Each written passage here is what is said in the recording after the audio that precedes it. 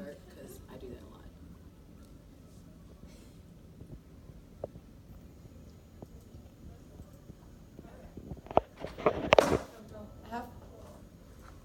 I have to start off by warning you that the contents of this speech could save your health and the environment. How many of you have noticed a new health trend coming out almost every week, it seems? Nowadays, a healthy lifestyle has become an individual concern, and since food is directly related to our health, people have been paying more attention to the foods that they've been eating. Today, I'm going to talk to you about why we should all eat less meat by discussing the meat consumption's impact on the environment, on our health, and then providing more information on how you can get started. First, let's discuss the environmental impact. Livestock production and the meat industry are among the biggest contributors to climate change, and it's estimated that 14.5% of global greenhouse gas emissions can be attributed to livestock annually, according to an article from Climate Nexus, and that percentage is only rising.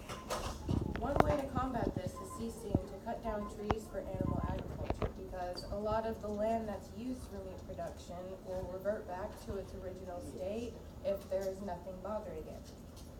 According to the Food and Agriculture Organization, the number of animals that require land for grazing is growing by 25 million per year.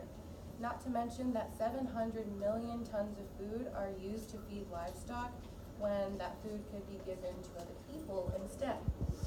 Livestock also uses more of our supply of water than anything else. The water footprint for a pound of beef is about 200 times that than the water footprint of a pound of plant foods. So having less livestock to feed and graze would also mean more water to go around. But mass meat consumption is not just harming the environment, it's harming our bodies as well. In a journal published by Cambridge University Press, it states that the U.S. has the 5th highest per capita meat consumption in the world.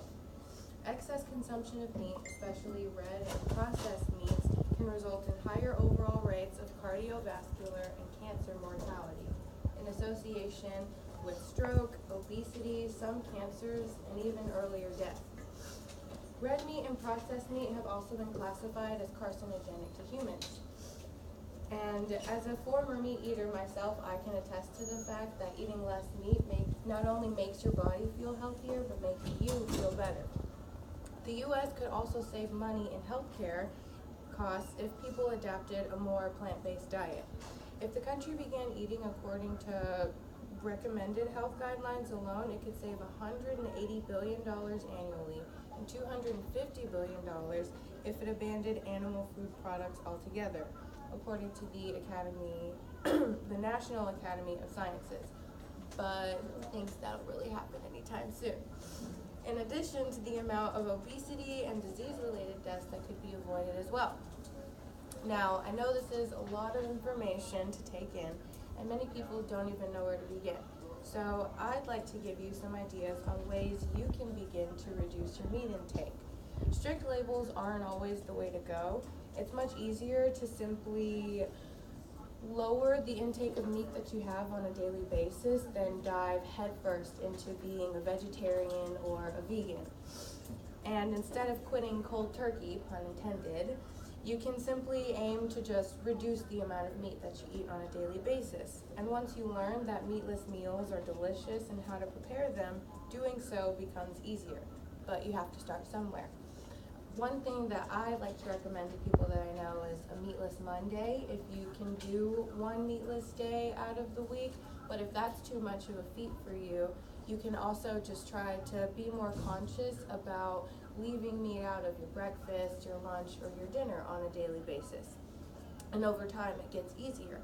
Eating these foods and enjoying them with other people can also make it a lot easier for you to adapt to the diet change as well. And one food that I highly recommend is this soy chorizo. You can get it at H-E-B or Walmart, and it has a very similar texture to chorizo. It tastes exactly the same, it's just not made out of meat. And doing something psychologists call a conversion experience by watching a disturbing video on factory farming, meat and dairy production, or statistics concerning meat consumption and health can help too, if you think you'd be able to stomach it. because our minds have been trained to see animals that we've consumed as inanimate objects instead of the living creatures with feelings, families, and a sense of the world around them that they are. So remember that by eating less meat, you can help improve the environment, improve your overall health, and all you have to do is get yourself started. I'd like to leave you with a favorite quote of mine from Pino Caruso, who said, "People eat meat and think they will become as strong as an ox, forgetting that the ox eats grass." Thank you for listening.